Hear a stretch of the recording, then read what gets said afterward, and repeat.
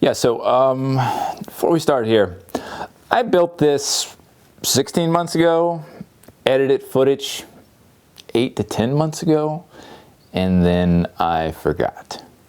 And I didn't put a video out. So, things may be a little dated, things may seem out of place, but this guy right here, it's done, ready for you to watch. Hope you enjoy. All right, to kick this project off, we are going to plane down this piece of beautiful maple, and this actually came from a gift exchange from my friends Brooke and Michael from Makers Workshop LLC, and that was sort of the inspiration of this whole build.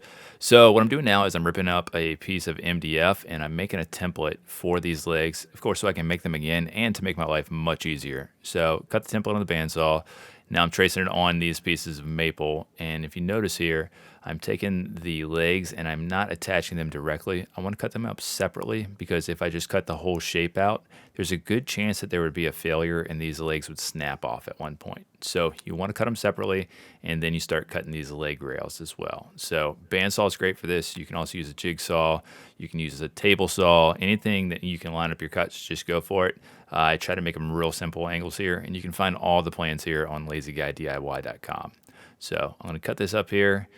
Cut, and getting better at these things. Not great with the bandsaw, but I will get better.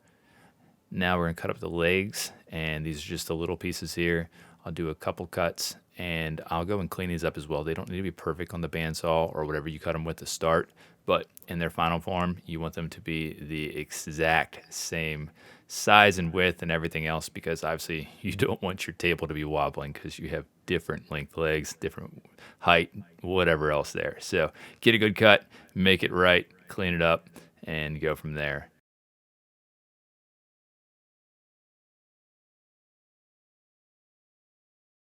All right, quick TV timeout here.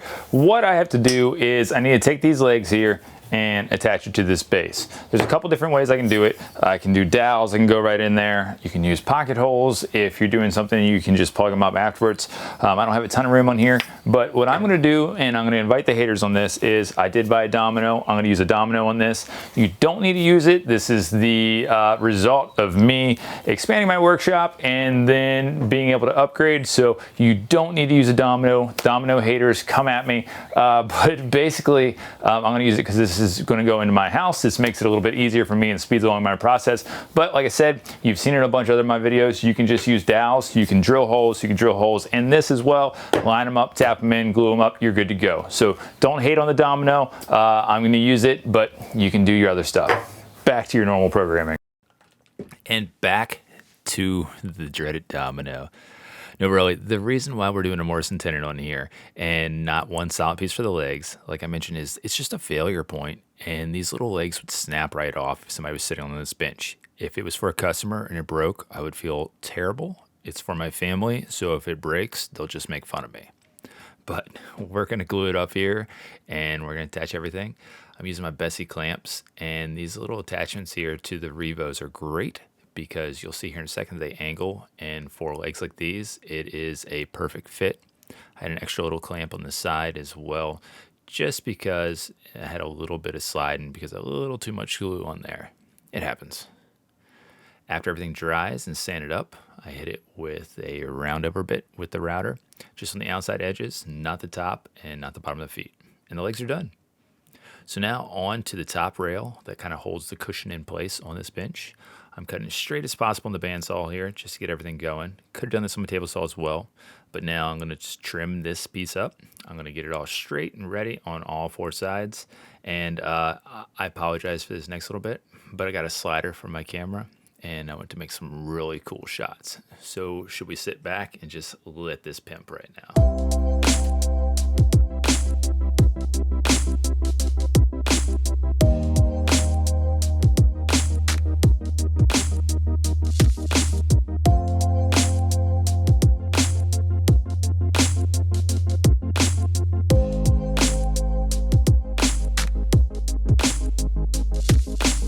All right, I'm embarrassed, but not embarrassed enough to remove it.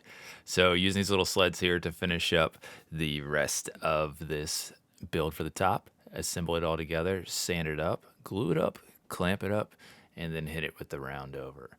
Again, just nice little detail where everything is the same measurement, same width, same thickness, and it makes everything kind of really flow together for the top and bottom of this bench, because the middle is going to be way different. Now to finish off these pieces, I'm using half and half here from Real Milk Paint, and it's a tung oil and citrus solvent. When you apply it to the maple here, it is a nice buttery kind of golden finish. So now on to actual building this bench. It's going to be a combination of plywood and more spalted maple. Here's some of the spalted right here. And I'm going to kind of mix it up. I'm going to trim it out either with sort of edge banding or with actual trim pieces here, because I had quite a bit of the spalted left that I picked up. So now we're just going to be building the case for the whole thing. And I'm going to use dominoes again to attach it all. So it's going to be a top piece that is plywood, a bottom piece that is plywood, and in the middle we're going to have our little sandwich here of spalted.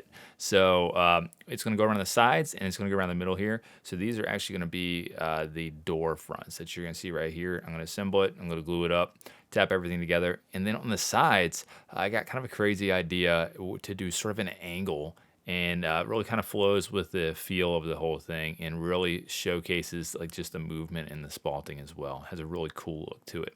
So we're going to assemble this here with the dominoes here again, and everything should look pretty good.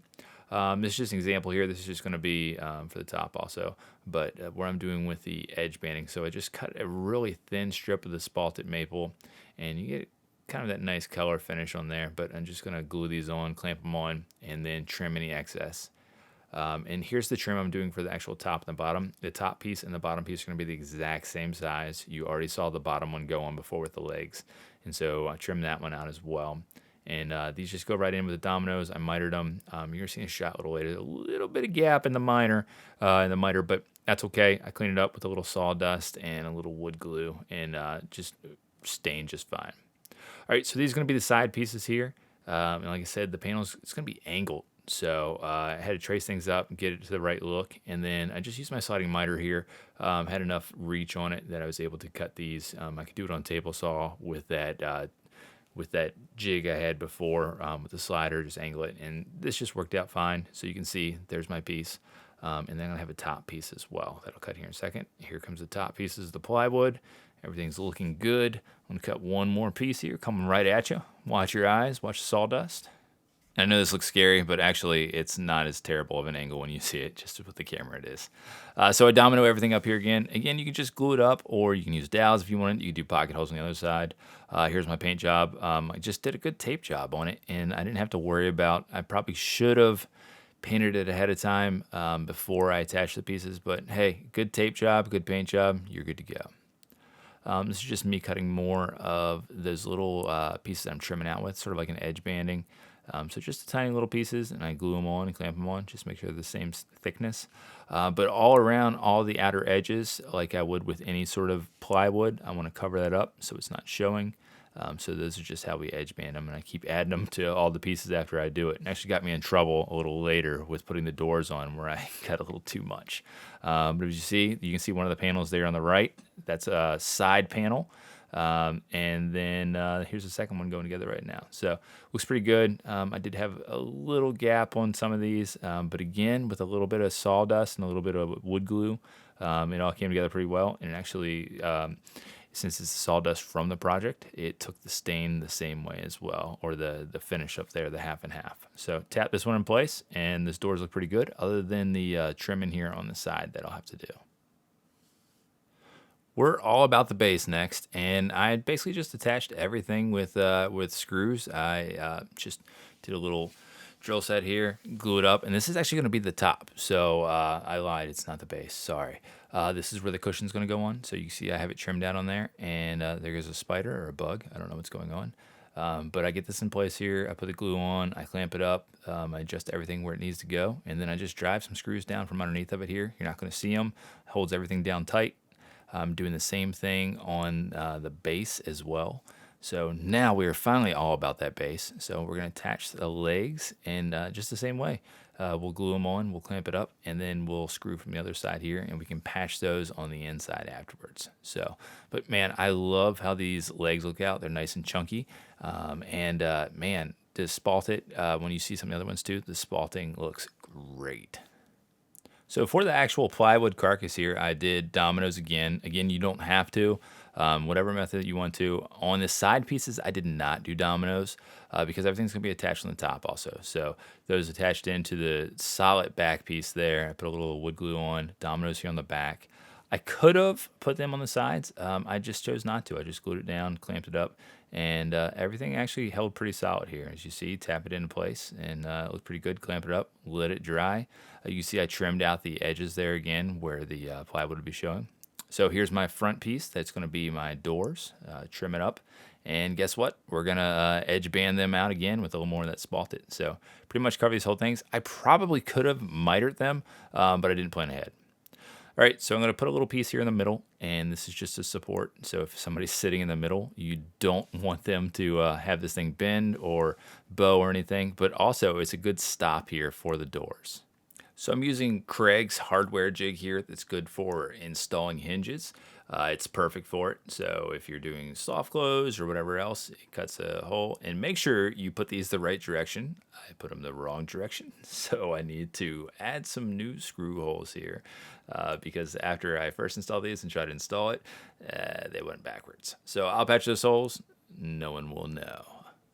And all we have to do now is just install the hardware here. So I just marked them up wasn't here, try to get a cool shot. This wasn't as cool as I thought it would be. So but we'll drill it up here and attach it, adjust everything, and it'll look good to go. Also incredibly difficult to film here, but hey, I got the shot. So here it is, the final looks here on this mid-century modern build. I love this thing. The Spalted maple looks beautiful. It really pops. It's kind of a crazy orange color. And the legs, I've been wanting to do some mid-century modern legs like this for a while. But this thing's a great little storage area for my kids' toys, anything else. And I'm really happy with how it turned out. What do you think? So, was it worth the wait? They don't call me Lazy Guy DIY for nothing.